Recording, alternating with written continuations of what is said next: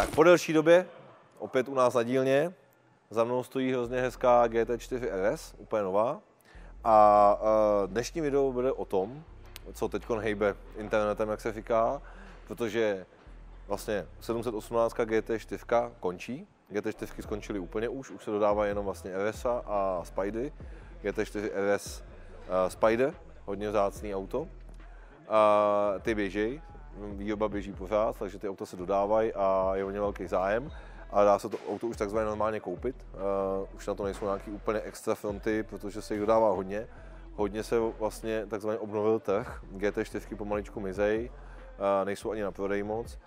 Malinko tak jako vymizely k tomu normálnímu používání a hodně lidí přechází právě na verzi RS, to znamená tu sportovnější a tu ultimátnější. Já mám v ruce tady dvě věci, dva díly.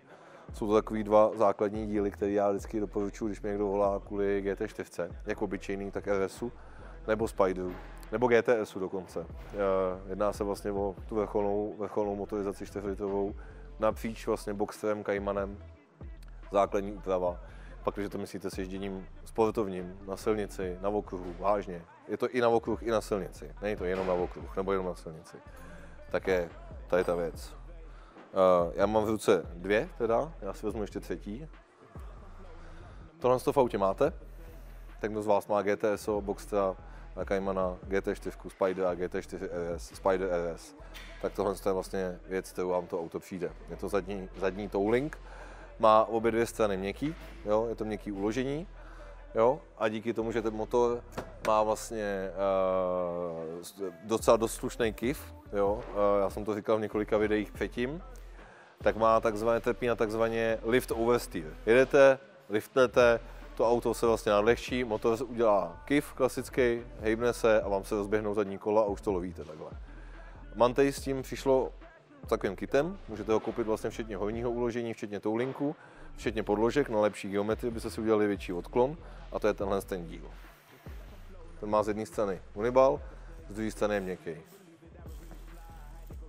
Prodává se jako celý kit, máme ho k dispozici, máme ho skladem, proto ho mám v ruce, budeme ho dávat na jedno z aut, protože ho zákazník už tam má ho teď trošku bouchlý to auto, takže vlastně ho budeme opravovat s tím, že tam budeme dávat ten mantej.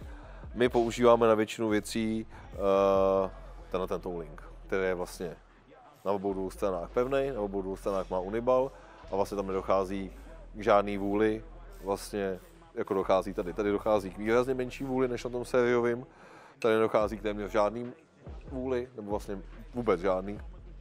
Tady dochází k větší vůli ještě, takže sériový, mantej, takhle a vlastně takhle je motorsport. Takže tohle je první věc, kterou my budeme řešit na tomhle autě. Další z věcí je, co je strašně důležitá věc, málo lidí to řeší, ty lidi, kteří jako o tom něco vědí a ty, co si to dokážou takzvaně nastudovat a už třeba měli GT4, dneska jdou vejš na GT4 RSovou a fakt to s tím myšlením už pak jako na tom okruhu myslí vážně a chtějí zajet prostě nějaký hezký čas a chtějí to mít takzvaně připravený to auto, tak potřebujete mít pořádnou geometrii. To je klasický téma, který omíláme pořád dokola.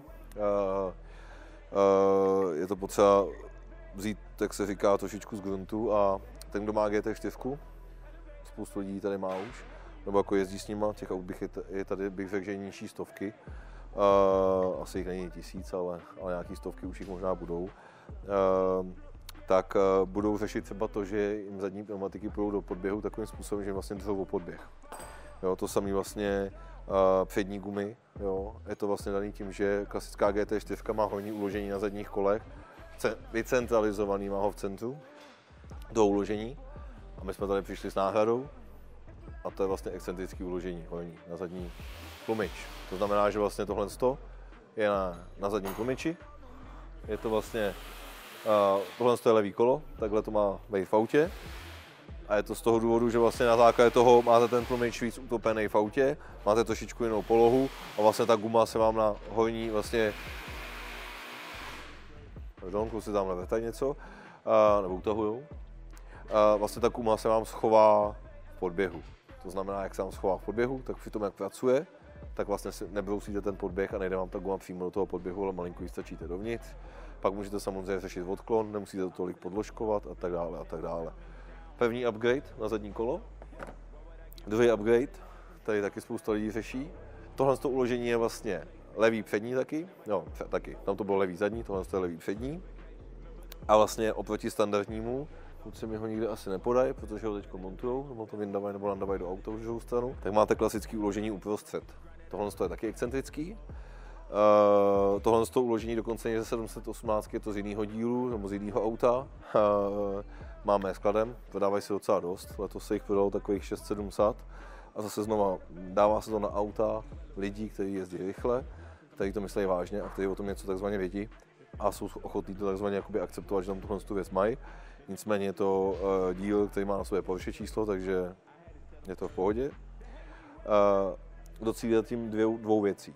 Za prvý, tlumič dáte víc zase dovnitř, to znamená vlastně vrchní guma na vrchní části vám vlastně zaleze zase dovnitř, to znamená při jakýmkoliv pohybu vám ta guma jde dovnitř do podběhu a nejde vám přímo do podběhu jako do blatníku. Tím, že to je vlastně víc vzadu, oproti sériovému klasickému, tak máte větší káster.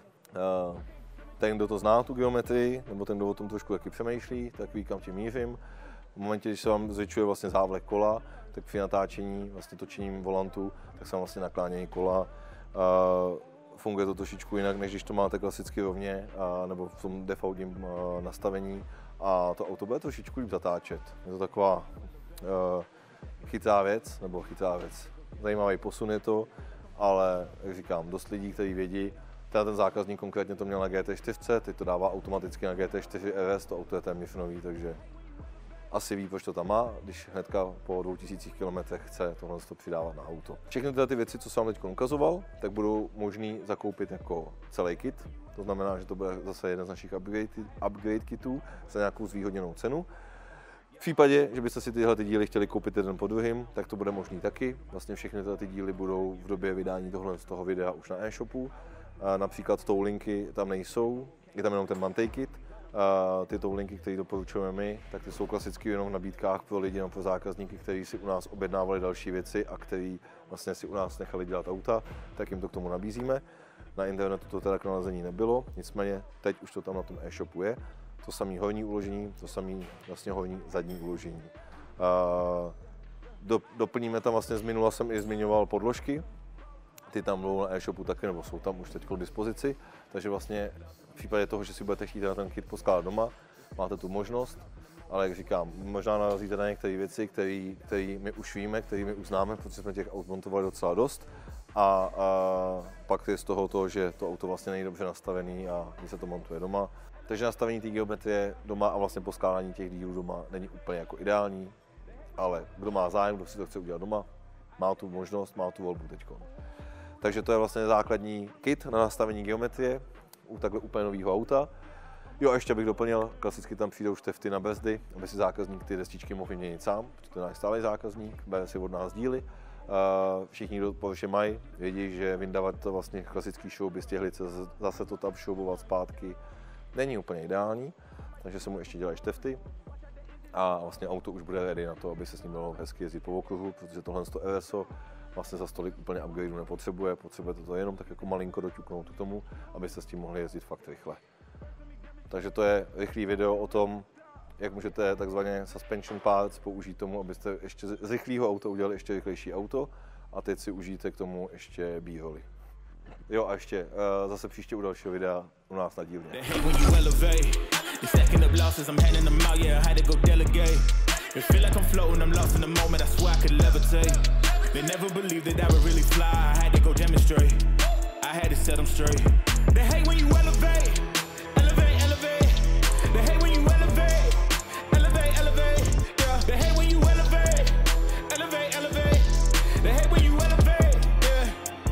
I had to elevate. Way too fly, yeah, I'm feeling myself. Ain't no chance I'm coming down, no. Got this whole view to myself.